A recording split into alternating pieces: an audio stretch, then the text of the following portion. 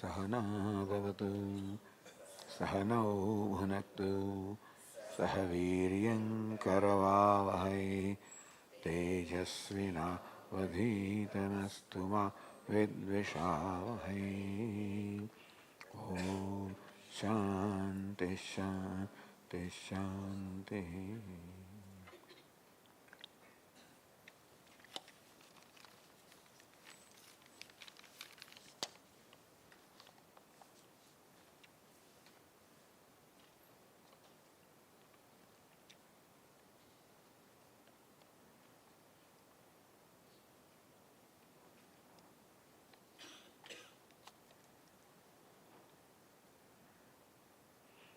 Does meditation without devotion lead to self-realization,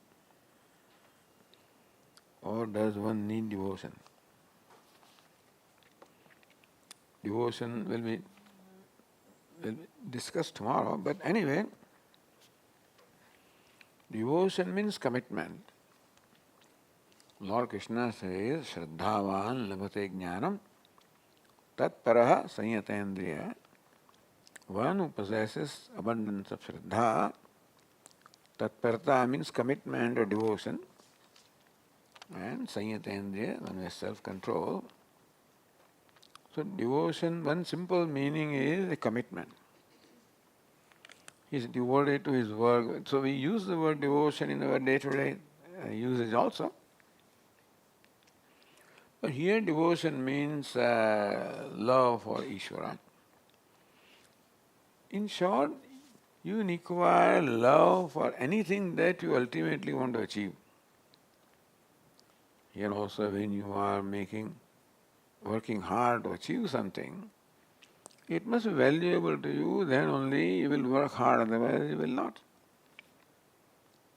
And so, to make the effort of meditation or Shravanam, Manam, Nididhyasanam, you certainly require a commitment and devotion to what it is that you want to accomplish as a result of that.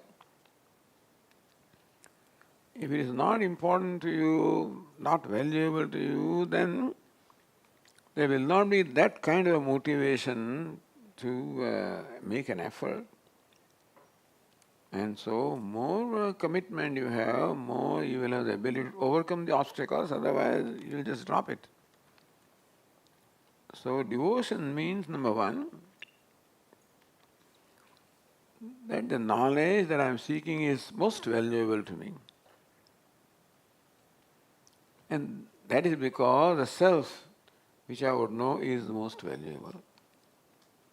And generally, what is valuable is important to us. What is most valuable is most important to us. Therefore, our commitment will be to that which is important to us. So we must discover the importance of self-knowledge. That it is the most important in my life. I must discover that. More I discover, less my mind will be distracted. Because knowledge also is important. This is also important, that is also important. That's why mind naturally goes where it thinks is important. Our Swami in jocularly used to say in the olden days, he wants moksha as well as helicopter. I mean, helicopter stands for all, worldly accomplishment. He wants moksha as well as helicopter. And so the mind cannot settle down in anything. And that's why vairagya is important, viveka is important. And that is what will create a commitment. And true, that meditation is one action, or any other action for that matter, Shravanam, Mananam, Nididhyasanam, all of that requires commitment. All of it requires a recognition of the importance of what it is that I am going to achieve through this effort. So that is required. Why do we dream? Also, why do we not remember most of our dreams when awake?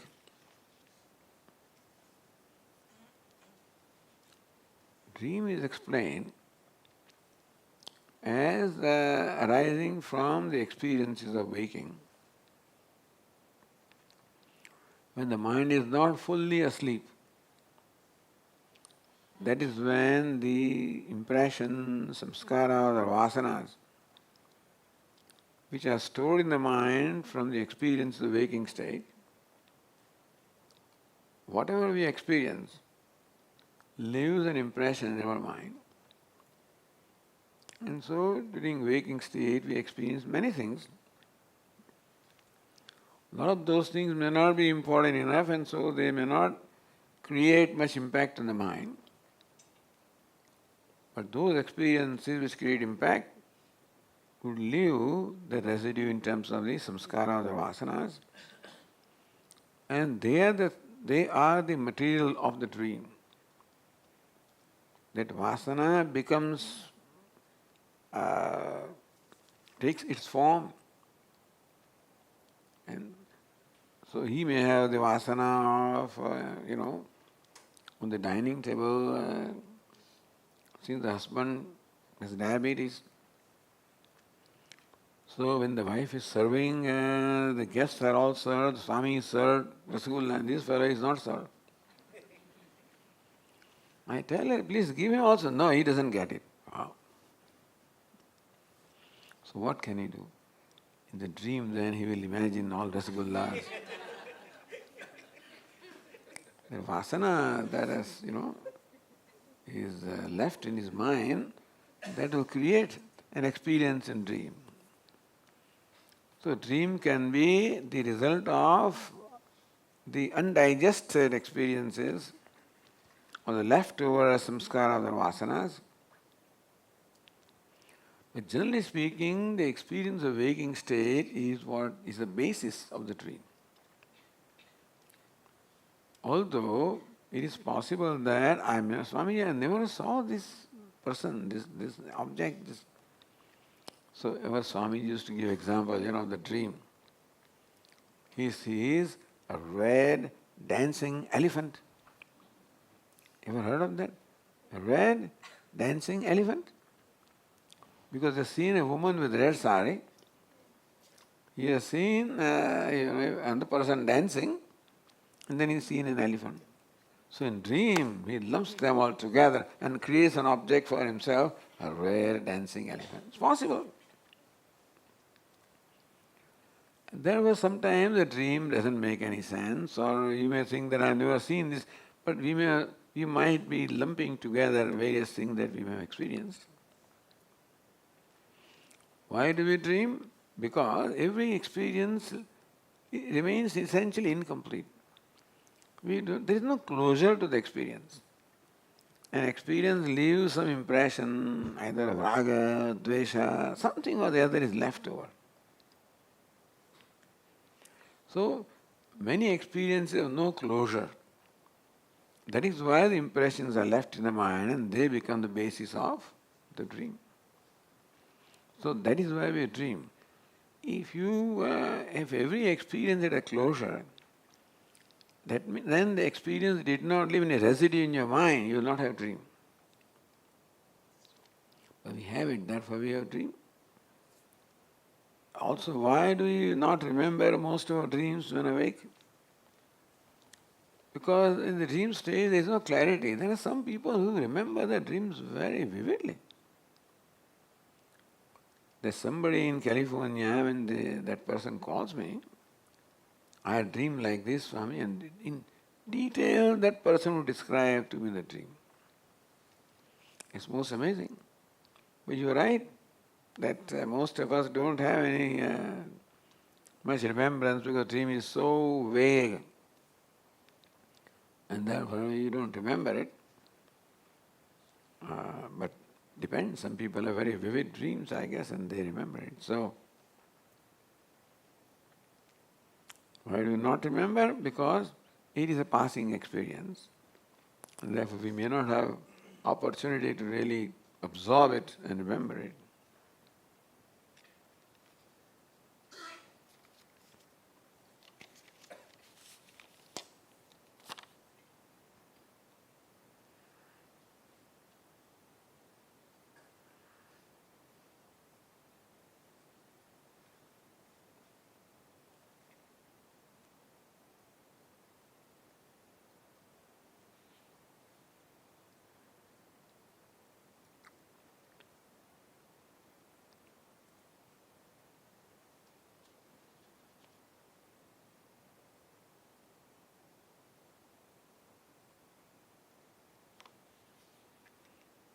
in awareness and in wakeful state, during many life situations occurs no mind state, like extreme satisfied or happy state, while experiencing nature deeply or in deep meditation state, when the mind is not there. Are these situations opportunity to experience the Advaita state, I am that or Ishvara? It depends upon your samskara. If somebody, Advaita experiences are there, you're right. In a state of ecstasy, for example, all distinctions are lost. Even momentarily, we also get lost. Even the experiencer also gets merged into the total experience. So there can be a moment, experience, where the experiencer also sort of merges momentarily. So that is an experience of non-dual state, if you want to call it. You can recall that and recognize that, look, that is the nature of the mind. That the mind got completely resolved. And so that there was as though no mind, meaning there is no form or vrittis of the mind. And that is the true state of mind, and that is the true nature of yourself. So that kind of an experience can be utilized to help the mind understand one's true nature.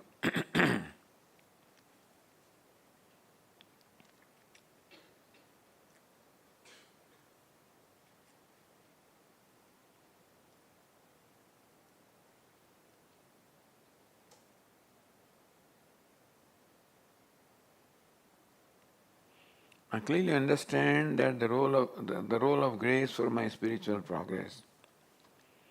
More than my effort, I need grace to make continuous progress. How to earn more grace? How to earn the favor of somebody? When you make them happy. When do they become happy? When you do what they like you to do. When you do what the other person or somebody likes you to do, then they become happy. When they become happy, they become favorable to you and generous to you. So similarly also you make Bhagavan happy. And so that he expresses or he showers his grace upon us. How to make Bhagavan happy? Do what Bhagavan likes. What does he like? He likes Satya, Labhya, Tapasa, he likes Satyam, Ahimsa, etc. This is what he likes because Satya is the nature of Ishvara. So more we bring Ishvara into our life in terms of values, attitude, understanding, right efforts, even Karma Yoga. This Karma Yoga calls for an attitude of contribution, attitude of giving, which is also the nature of the self. Ishvara is a total giver. The extent to which, therefore, we become givers, to that extent we bring Ishvara into our life. And the extent of Ishvara comes in to that extent we earn His grace. And so, in our life we can have that attitude that is taught in the Bhagavad Gita. As our Puja Swami used to say, transform yourself from being a consumer to a contributor. Transform yourself from being a consumer to a contributor. Who is the consumer? Who asks? Who wants his desire to be satisfied? Who is the contributor? Who offers to somebody else, to the world. So Swamiji says that transform yourself from being a consumer, meaning one who is seeking, who is asking for favor, to a contributor who is giving favor, who is offering, who is useful. So our Swami used to say, when somebody comes before me, I told you this, my first thought is, how can I be useful to this person? My usual thought is, how can I use that person? So there are two ways of relating to what I come across, how to use that or how to be useful to that. This attitude of being useful brings Ishvara into our life, because that's what Ishvara is.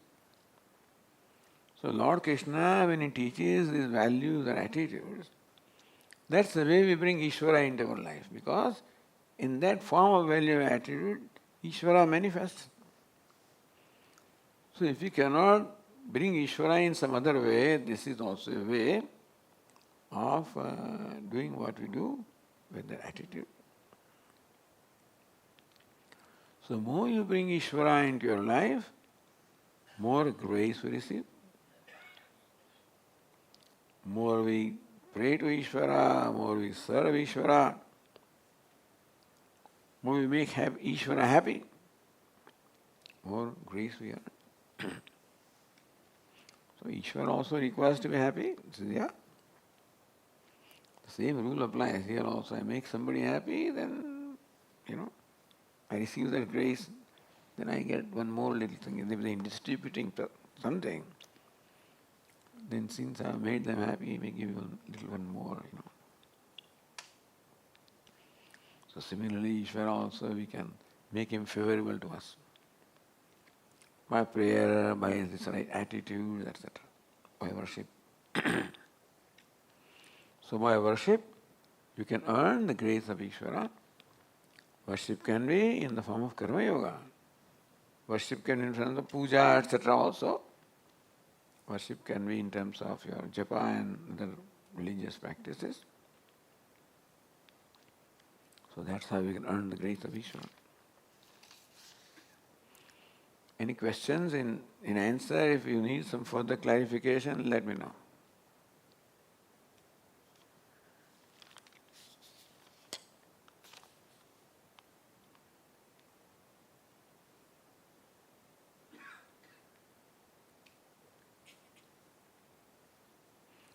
Can Brahman as pure consciousness without upadhi of mind know aham brahmasmi?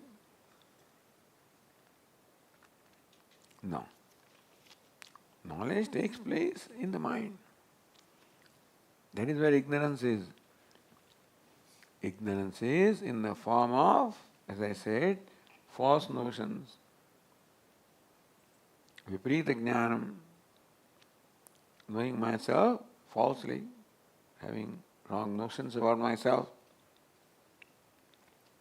And therefore the knowledge also takes place where the ignorance is.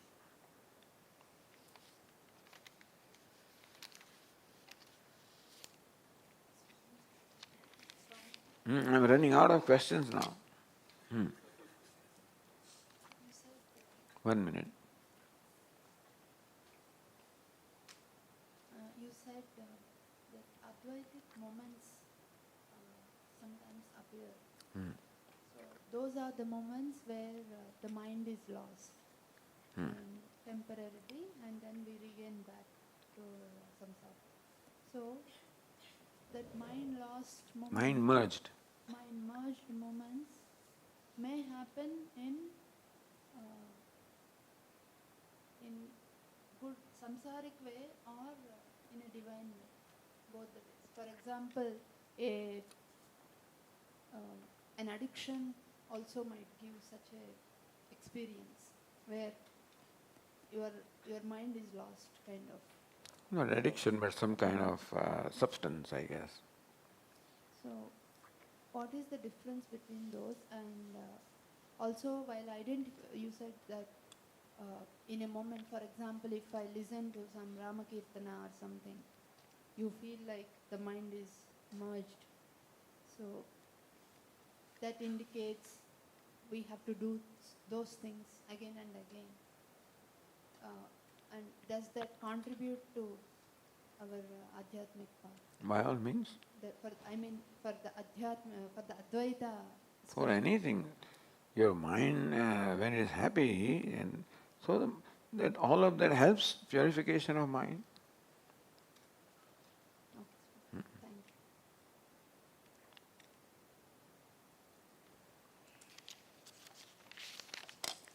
Can a guru guarantee moksha to his disciple?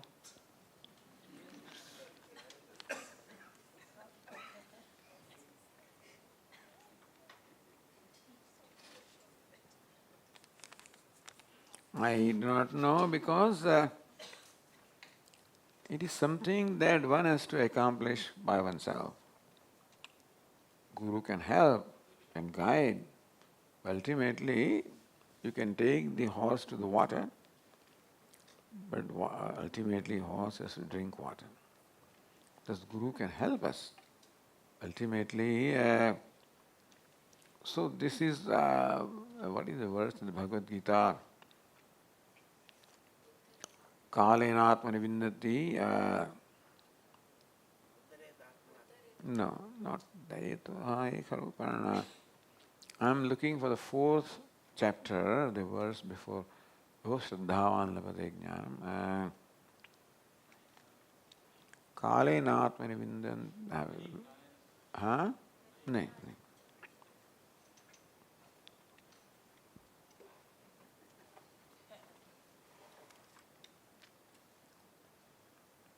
She has the Gita.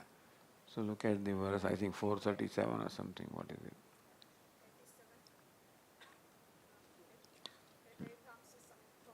Hmm?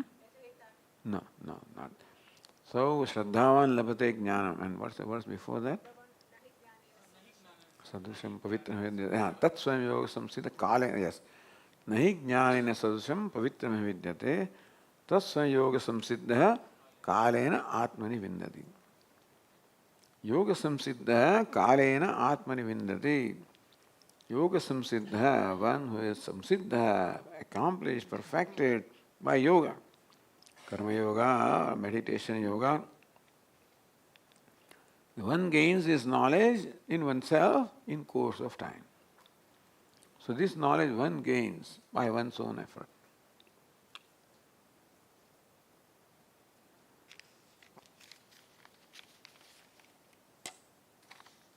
Okay, here is one request for a bhajan. And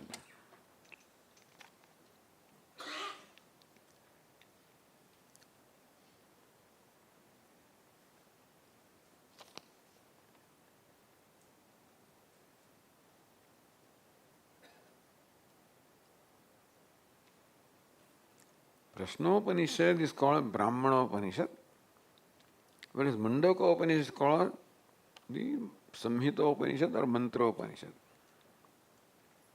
Since both are from the same Atharva Veda, why are they differently known? So Veda has this, the Veda mantras are classified in 2 categories, mantra section and Brahmana section. Brahmana, what is Brahmana? Means that which is the exposition of Brahma or exposition of the Veda. So Brahmana section is very often an exposition of what is given in mantra. Or mainly it says what is the application of mantra in the rituals, etc.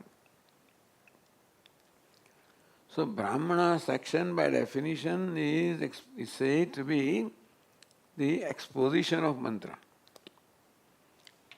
So the Upanishad that happens in the mantra section is called Mantra Upanishad. Because Veda has these 2 sections, mantra and Brahmana. Some Upanishad that are found in mantra section are called Mantra Upanishad, and those that are found in Brahmana section are called Brahmana Upanishad. Or the Upanishads that are in form of mantras are called Mantra Upanishad. Upanishads that are in in the form of prose are also called, like Taittiriya Upanishad, Aitareya Upanishad, Chandogya Upanishad. They are all Brahmana Upanishad because they are not Mantra Upanishad. They quote mantra. Taittiriya Upanishad quotes mantra. Brihadaranyaka quotes mantra. Isha, Kena, Katha, Mundaka and Mandukya. These are Mantra Upanishad. Then Prashna and Taittiriya, Aitareya are all Brahmana Upanishad. Is mantra Mantra is not necessarily Samhita, really. Only one Upanishad is found in Samhita, that is Ishavasya. The rest are not found in Samhita, but they are in the form of mantras, so the Mantra Upanishad.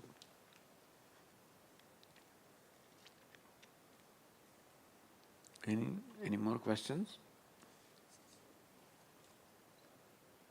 There is a part called Aranyaka Moksha and the Vedas, right? So Veda can be divided into 4 sections. Samhita section, Brahmana, Aranyaka and Upanishad. You can say that these are the 4 stages of Brahmacharya, Grahastha, Vanaprastha and Sannyasa. So this Karma Kanda, Karma section is Grahastha, Aranyaka, which consists of many meditations, the Vanaprastha, Upanishad consists of Brahma Vidya, is for Sannyasa. You can definitely say that.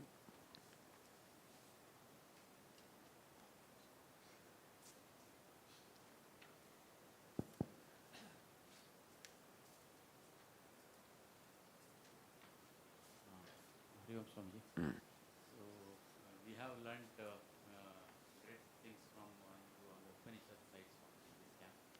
So one of the things we wanted to learn from is from your life book. So Swamiji, one thing that astonishes me and of course most of us is at this age you are traveling so much and you're taking 3-4 classes in a day. So how is that being managed at the body level? That is the first thing. Then, Swamiji, I have another question also. So, can you? So, yes. when you enjoy what you are doing, it becomes easier to do. So, you enjoy teaching, enjoy communicating, and the result is immediate, that you see with people. So, that also is very fulfilling. And therefore, this is a great privilege that a teacher of Vedanta enjoys, is that he or she has the privilege of sharing knowledge of Upanishads or of Vedanta, seeing also the response in terms of understanding. And so, it is what we call Drishtaphala, right away gives phala. And so that's what encourages you also to continue. At this age, in fact, fortunately, by God's grace, the voice has remained all right. Otherwise, I don't always have my throat, but they are doing all right. No, otherwise, my throat is often a problem. But fortunately, during these days, it's functioning all right. Grace of Ishvara Guruji. And what else? It's all grace of Ishvara and grace of Guru that you can do what you do. Really. You must be having some recipe to maintain these things at your body level also. You're right, at the body level, I think the body is slowly showing, and unfortunately I had COVID a couple of years. That COVID seems to have left quite a bit of effect on the body. It used to be much better functioning than it's functioning now. You may see walking like this and that. But before that it was even better than this. Whatever. And then the other question I had was also from your experience. Most of us will have many negative emotions, and through the sadhana, through scripture studies, we will try to come out of those negative emotions. And in fact, any person's journey or transformation is also oriented towards that only. First is identification of the negative emotions we have, asuri guna or whatever it is, and then journey towards the Daivi Sampat, something like that. So Swamiji, from your experience, how has been the navigation, or if you can share some learnings for us, so that it would be very great. It's an ongoing process. Working with the mind is an ongoing process. And you discover within yourself also some of the impulses that have been stored, sometimes anger, resentment, jealousy, whatever. So sometimes these things do show up. And then we have to work with the mind to resolve them, recognizing, as to how these things have no proper basis. It's all because of the stored impressions. And so let us say that constantly aware of the mind, aware of the thoughts arising in the mind, and wherever necessary, keep on correcting. Course correction. So it's an ongoing process.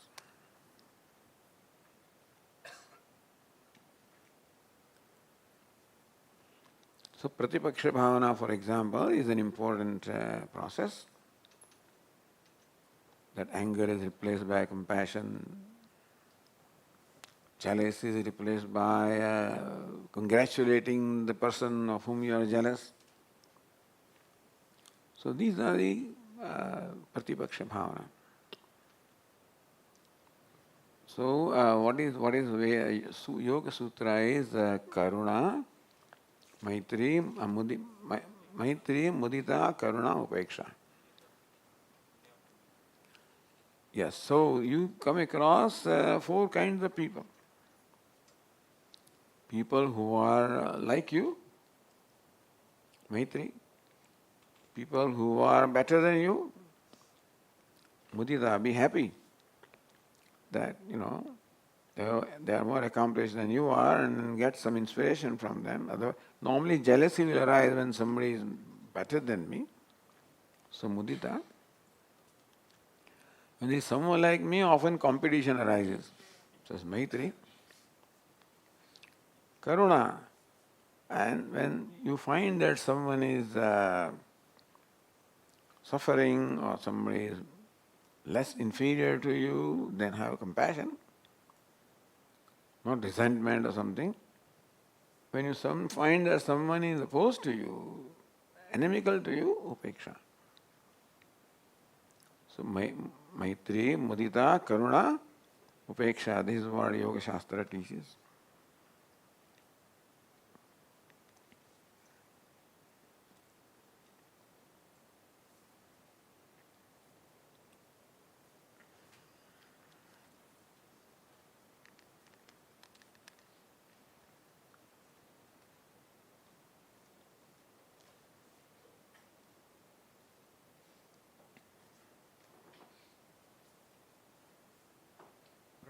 Swamiji, though all the moments with Pujya Swamiji would have been memorable, still we would like to know from you the most memorable moments with Pujya Swami in journey so far with Swamiji.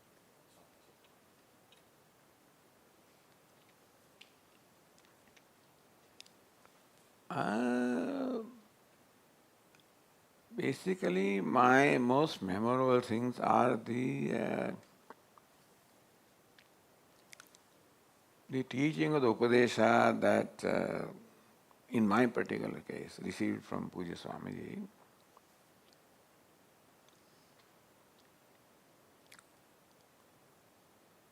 I must admit that I have learned more about Pujya Swami from others than from my own self.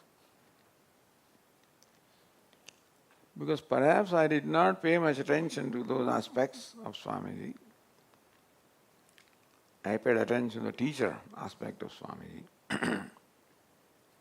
Then more and more I learned about his generosity, about his compassion, about his wisdom, his insight, his wisdom, his inspiration. What I learned from other people who are the beneficiary of all of this. So I have learned from others about Swamiji perhaps because I always paid attention to teacher that Swamiji was. And so my attention was always on learning.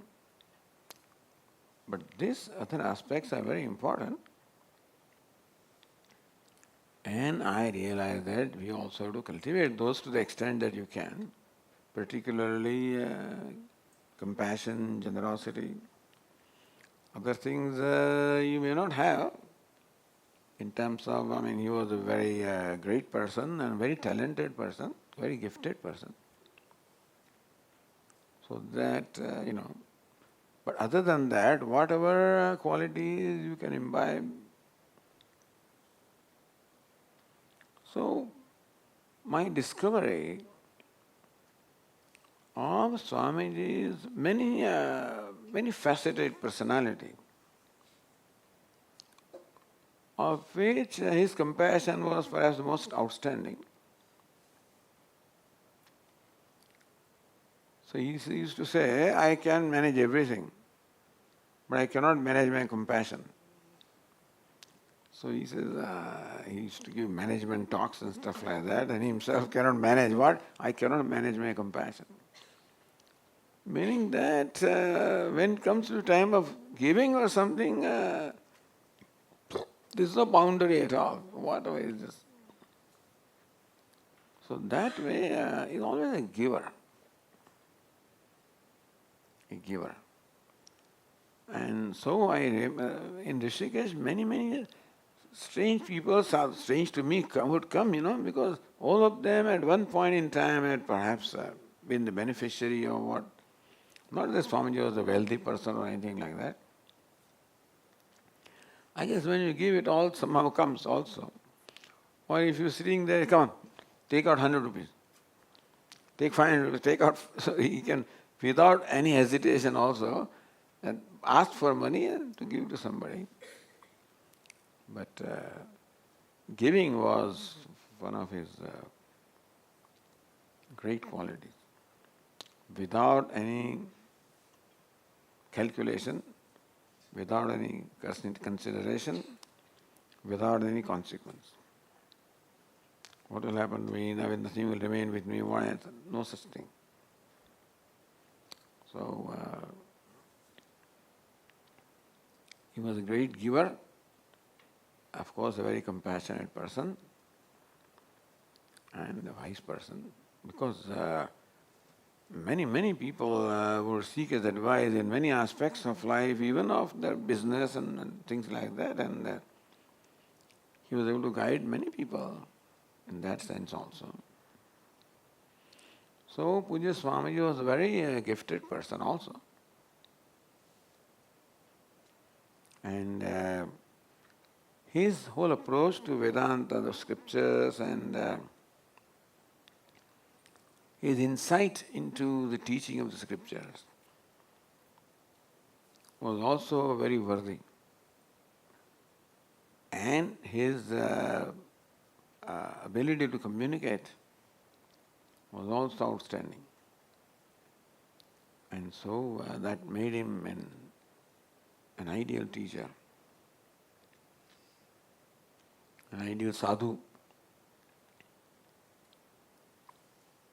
and also a guide for many people.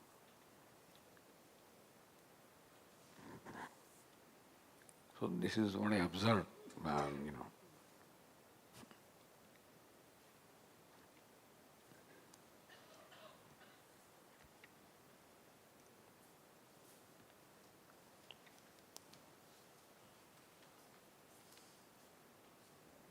Swamiji Pranam, can you also please tell about sense of humor, great sense of humor? Great sense of humor.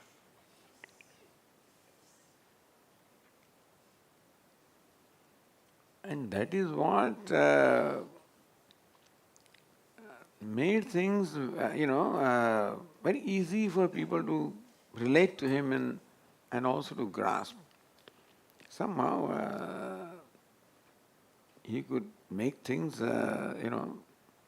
his observation or his interpretation or whatever was most amazing. So that way, he was never a serious person, in his class at least. It's amazing how a simple situation also is made humorous by his observation, by his interpretation, etc. That is true, that is another gift. And that's what made easier for people to relate to him also. It created, it helped people to understand also because, the mood was somewhat light. Or from now and then there will be something, which will make people smile or laugh. And therefore, even a very serious topic also will have some, sprinkling of his humor. And therefore it made easier for people to attend his classes and learn from them. So one of our Swaminis, and in fact those many years ago, made a cassette. It may be in some other also, where she had collected this little, episodes of Swamiji's humor, Swamiji's lectures, I guess.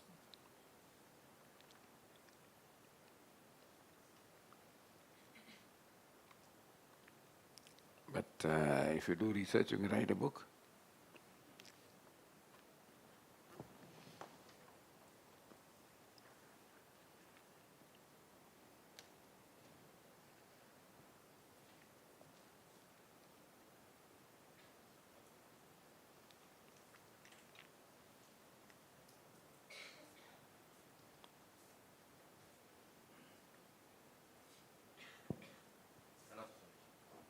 Today you mentioned about inverted banyan tree, the root on the top and the branches below. What is the significance of that? I could not catch. Can you please explain? Urdhvamulam adashakam. Mula, the root, urdhva. This is, if you translate this literally, the tree of samsara is described in the Upanishad and also therefore restated in the Bhagavad Gita. Urdhvamulam adashakam ashwatham prahu avyayam. The first verse of the 15th chapter of Gita. The source is Kathopanishad. Urdhvamulo vak shakaha shashvathas sanatanaha. So that's the mantra in Kathopanishad, which Lord Krishna has represented in the Gita, Urdhvamulam adashakam, and then elaborated that. So here is a tree of samsara of which the root is above and branches are below. Now root is something that you don't see. What you see is the tree and the branches. Thus also we experience the universe of names and forms. And there are categories beginning from Hiranyagarbha all the way up to an ant, all the different kind of jivas are there. They are all different branches coming down from the root, which is Brahman or the limitless. So root is limitless and creation is all limited. From one to many, from limitless to limited, that's how the creation is. So looking at the creation as such, one would conclude that the creation is limited in time, place, etc. So its cause also must be limited. It says no, the cause of this limited creation is limitless. And it's root, and root is unmanifest. You don't see it, but you know that it is there. When you see a tree standing, you know that there is root. And so that is why samsara is compared to a tree. Because we experience the samsara. If it is tree, then there must be a root. And then say urdhvamulam, the root is above, meaning that above in terms of the reality. Samsara is what Vedanta calls mithya. Brahma satyam, jagat mithya. So Brahma is the root. Satyam is the root of this mithya jagat. So that's why urdhvamulam. Its root is above, not in terms of space or dimension, in terms of reality.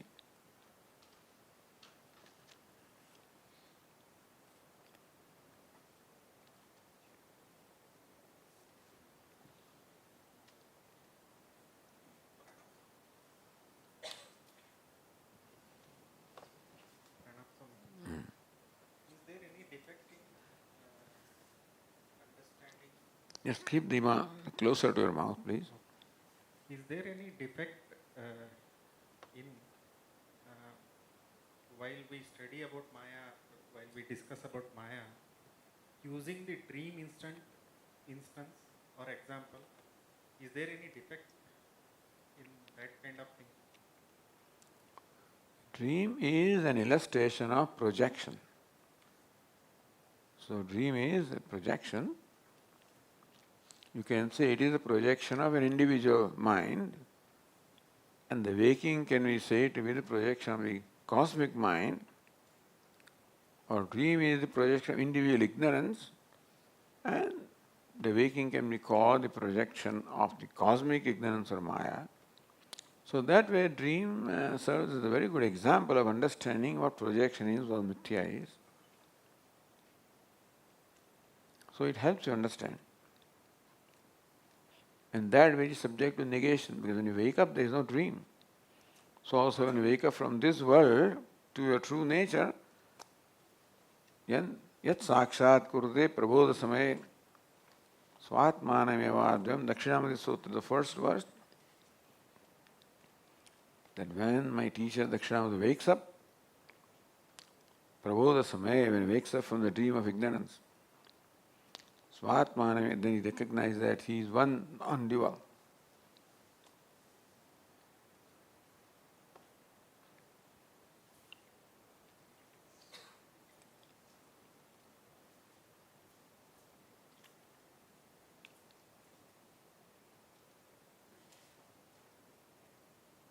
I'm not sure if it comes as a very basic question, Swamiji, but does Brahman have no play in the activities of the free will? Where is the free will operating from? Is it from the Jnana Indriyas, or why does Brahman not have play? Brahman has participation in terms of just blessing by being present. Brahman is very presence, in the presence of which everything functions. Brahman does not do anything. But in the presence of Brahman, the Maya does everything: creation, sustenance, dissolution. And free will is in the mind, in the ego.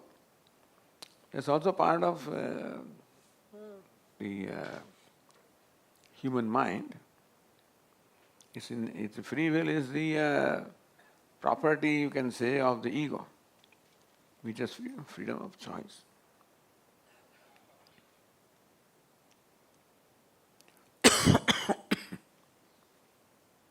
So what is the question?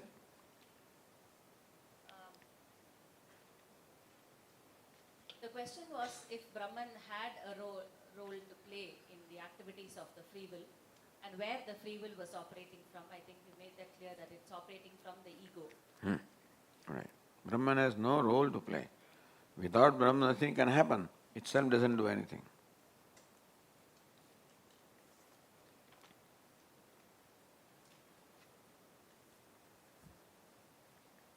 We talked about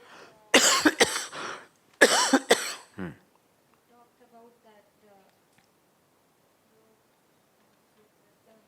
how to do the Pratikaksha Bhavana to address the negative emotions, upeksha, etc. How does it fit into the vision of Advaita?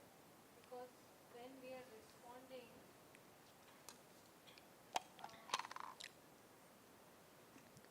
with an emotion which is not equal to individual things, Not equal to? so what is it? Upeksha for whoever is inimical, then we do upeksha, maitri, all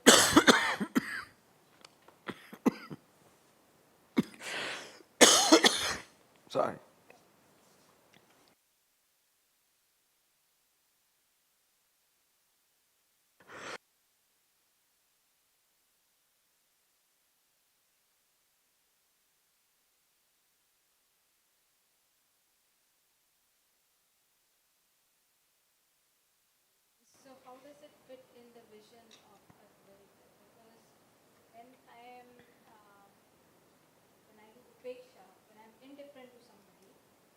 exists when I'm friendly to somebody, that's not equal. So all those emotions are different. But our final vision of Advaita is that I should hold the same emotion to anybody. Then whether a person is inimical or whatever, then how does it fit? Is it like a stepping stone? Yes, stepping stone.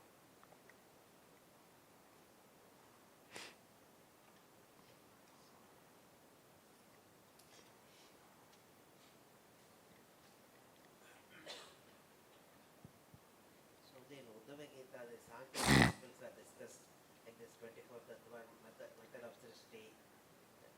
In Bhagavad Gita, are they discussed the Sankhya principles? So, sir, Uddhava Gita is what? Discussing? It says about this 24 Tattvams of Sankhya, then how Srishti happens when the three gunas are not in equilibrium. Those things are appearing in Uddhava Gita. But it's not there in Bhagavad Gita, something like that. The very same thing will not be in Bhagavad Gita. But Bhagavad Gita also discusses, Lord Krishna says, how I create Sarvabhutani Kaunteya Prakritim Yanti Mamikam Kalpakshay Punastani. When the Kalpa comes to an end, all beings come to my Maya. When Kalpa begins, again I bring them forth. So again this creation takes place.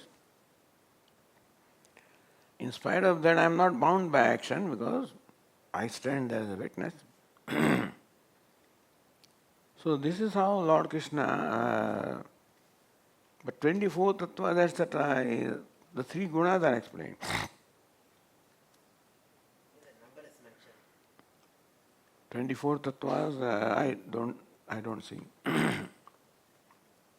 some say 24, some 18, some 7, like that. In one verse it's there. It depends on how you count them. Thank you, sir.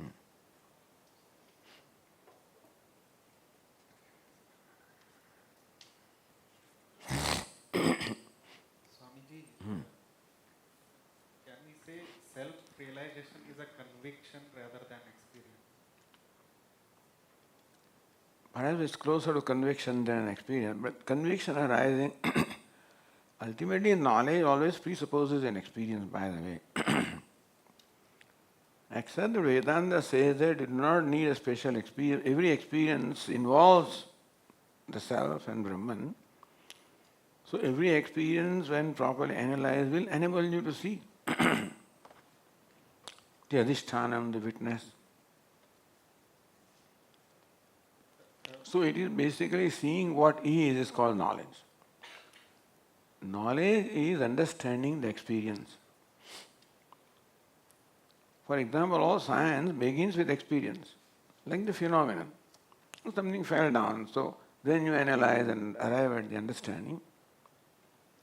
So also Vedanta is an understanding of the experiences of life and tells us that ultimately all of this has one basis, even arises from one, sustained by one, goes back into one. Swamiji, in my question, the experience I mean is somebody called Nirvikalpa Samadhi or some other experiences. So what I self-realization is a conviction and being rather than An experience. that comes and goes up. You can say moment. Right. So it is true, although such things as Nirvikalpa or Samadhi, etc., are very helpful to be able to quieten the mind and get the mind rid of many disturbing factors. Because ragadveshas become subtler and still, and so that being able to quieten the mind to that extent is very helpful to reduce or minimize the influence of the disturbing factors. So that practice is helpful. So therefore Lord Krishna talks about yoga in the 6th chapter of the Gita.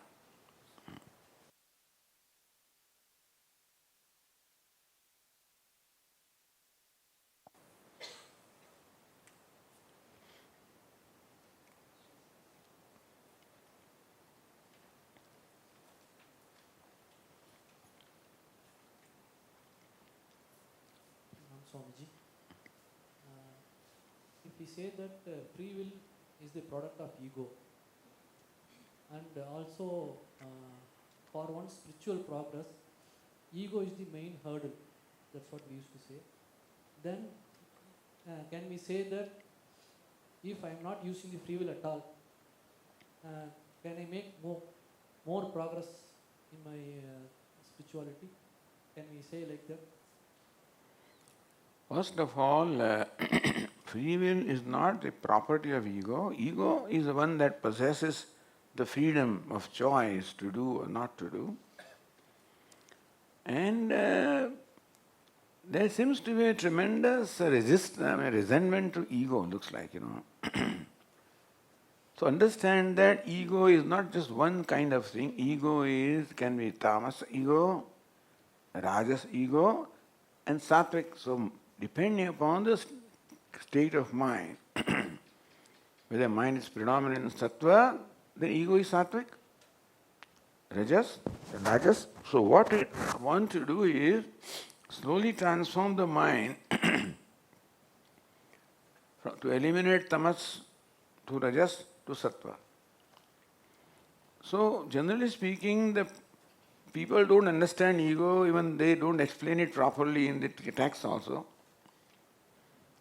So when they always criticize ego, it is rajas ego that is criticized. Sattvic ego is the bhakta of the Lord. Sattvic ego is the one that gets the knowledge. And so this is what, as the mind becomes sattvic, ego also becomes sattvic. So making the thing sattvic is our endeavor. And as Vivek Chudamani says, when it becomes very sattvic, then it will ultimately not become an obstacle at all. But as the mind becomes sattvic, all the divine attributes manifest there, and they are very conducive for the knowledge, and that way ultimately even those rajas, tamas, etc. can be more and more reduced, or and they call it Vishuddha Sattva. So the sattvic state of mind, then Vishuddha Sattva. This is when the mind completely abides. This is what is the state of samadhi, etc. And so our effort is to keep on purifying the mind. And the mind gets purified, ego also gets purified. So not eliminating ego as much as purifying ego. Then ego also becomes favorable to you. When the mind enjoys sattva, then it becomes favorable to you. When mind is predominant rajas tamas, it is as though your enemy. Atmaiva hyatmano bandhu atmaiva vipuratmana. Lord Krishna says, our own selves can become my bandhu, meaning the one that helps me, that's good to me, and my own mind can become my shatru. So the mind which is controlled by rajas tamas becomes my shatru, and mind that has predominance of sattva becomes my mitra. And so even that ego becomes sattvic, and that is what is meant by, if you want to call destruction, no need to destroy ego, make it sattvic, then it becomes your friend. Only during the absolute surrender state, we will not exercise our free will. Absolute what? Absolute surrender. Absolute surrender to higher things. Right? So, in fact, moksha is freedom from the need to exercise free will. Freedom means the freedom from the need to exercise free will. When I am totally surrendered. Prarabdhaya samarpitam swapuhu.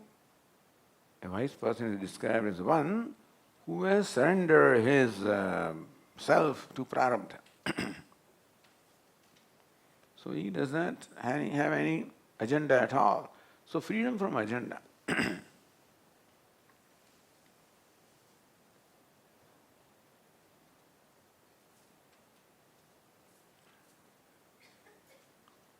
Swamiji.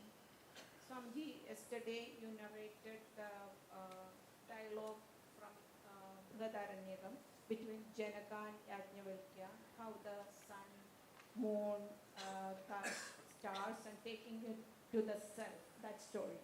And there is a sloka, Eka Sloki by Adi Shankaracharya, Kim Jyotistava Bhanumanahimimi. They are same, right? So is Essentially. that Acharya Swamigal taken it from the Brihadaranyakam by? I would think so. It's the You may say, yeah.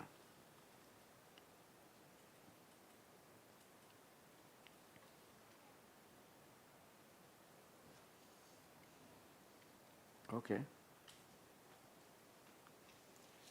So there is a request here of singing a particular tune, so we'll do that. You can switch off the light.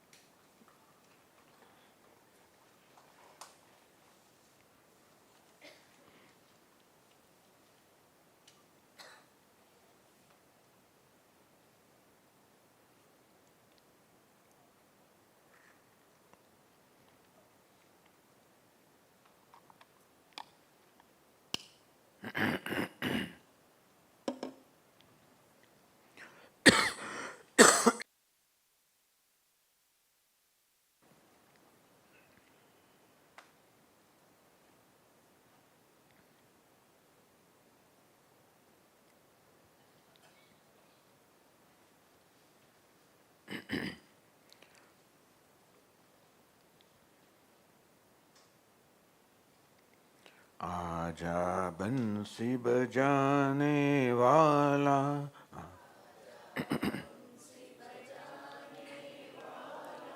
आजा बंसी बजाने वाला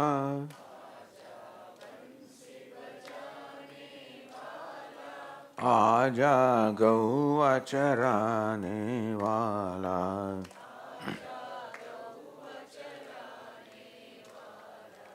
आजा गौआ चराने वाला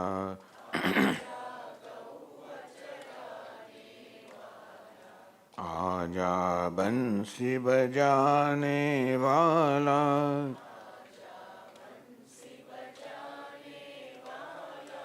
आजा गौआ चराने वाला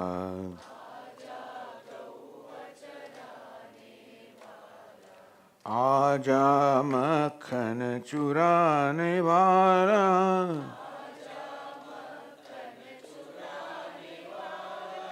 आजा मक्खन चुराने वाला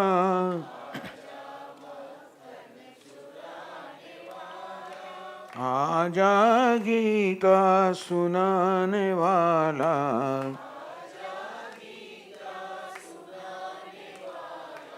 आजा गीता सुनाने वाला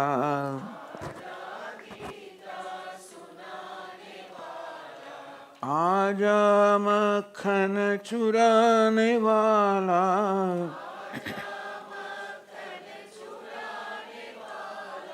आजा मक्खन चुराने वाला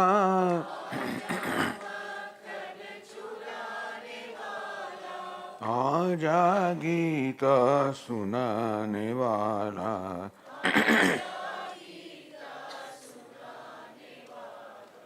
आजा गीता सुनाने वाला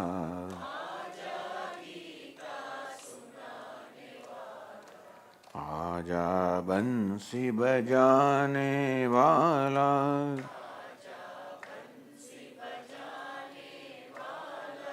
आजा गौआ चराने वाला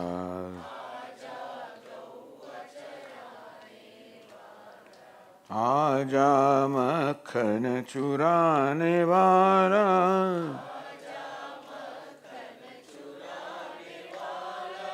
आजा मक्खन चुराने वाला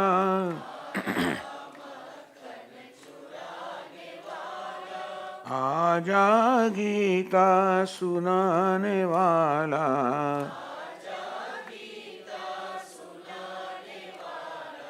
आजा गीता सुनाने वाला,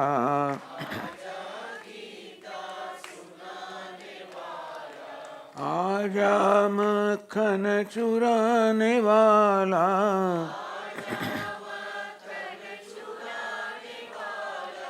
आजा मक्खन चुराने वाला,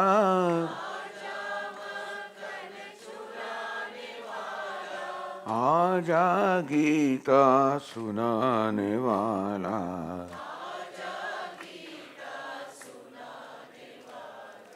आजा गीता सुनाने वाला,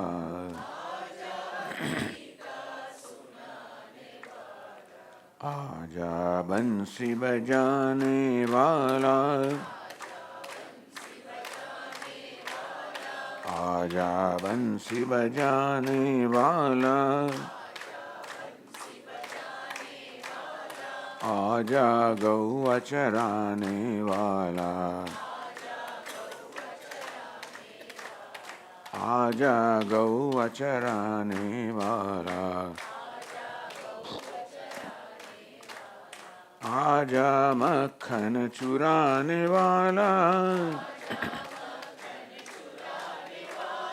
आजा मक्खन चुराने वाला,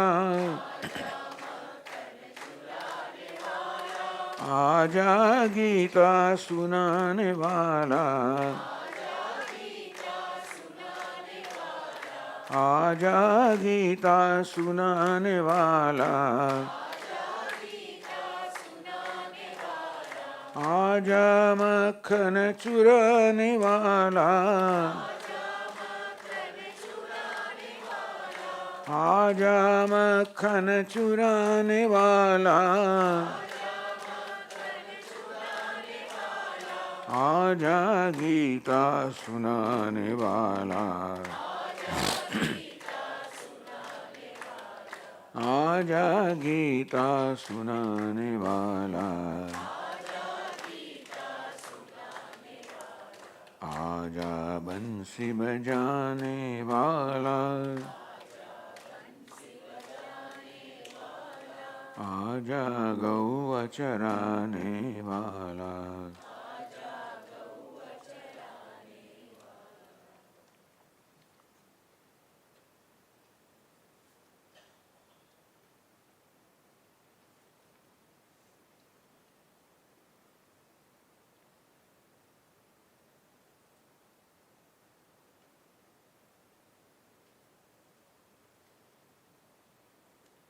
ओम सर्वे भवन्तु सुखिनः, सर्वे सन्तु निरामयाः, सर्वे भद्राणि पश्यन्तु, मा कश्चित् दुःखभाग् भवेत्। असतो मा सद्गमय, तमसो मा ज्योतिर्गमय, मृत्योर्मा अमृतङ्गमय।